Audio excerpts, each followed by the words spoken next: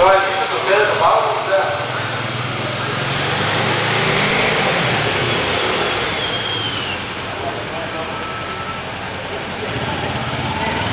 Så næste gang, så på forbremsen, så kan vi så se at bremse den, fordi jeg står over, og det virker som om motoren faktisk er vigtigt. Den flytter rigtig meget væk over på forhjulet.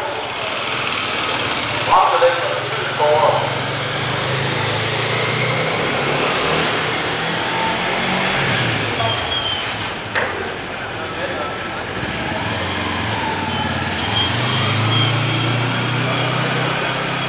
Årsagen til, at vi godt vil have sådan en forbremse og forbremse, det er, at vi skal lære at dosere det, og lære at finde ud af forskellen.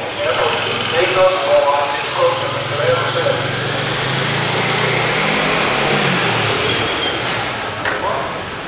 Så er det næste gang, vi ser nogen køre ned, så er der løsbremser. Og det her er, at man skal køre ned og bruge bagbremsen et sekund før forbremsen, så sender motorcykelsen og nedbremsen bliver mere stabil og en smule hårdere end forbremsen bliver.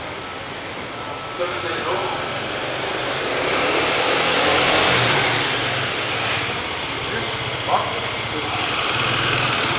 Så jeg mærker til, at det så lidt mere stabilt at kontrollere nu, når det er bremsen på. Og bremseafstanden bliver altså maksimalt hårdt. Det ser vi lige en gang nu.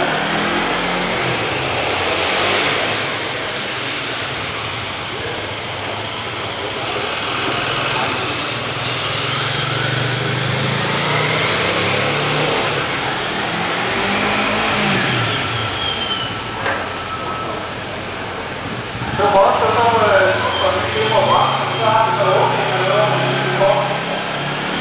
Det der plads her, det er at køre ned med de der små 30 km/t, og så åbner vi omkring det bur og guide, og I kan se enten til højre eller venstre. De 2 første gange bestemmer de selv. De 2 efterfølgende gange giver vores instruktører besked til hvilken side de skal komme med.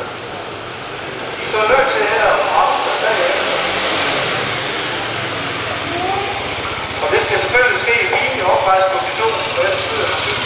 Så altså undvige har det op og bremse lidt. Altid når man undviger, så skal toppen fejl. Og årsagen til det er, at ellers kan man risikere, at man har en motorbremse, der sådan set blokerer baghjulet, og så skyder den baghjulet på motorcyklen, mens man undviger.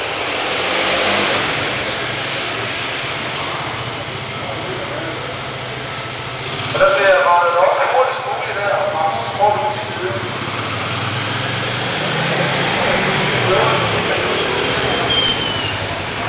Der bliver bremset ned op i den kører, og der er der. Det var alt nu.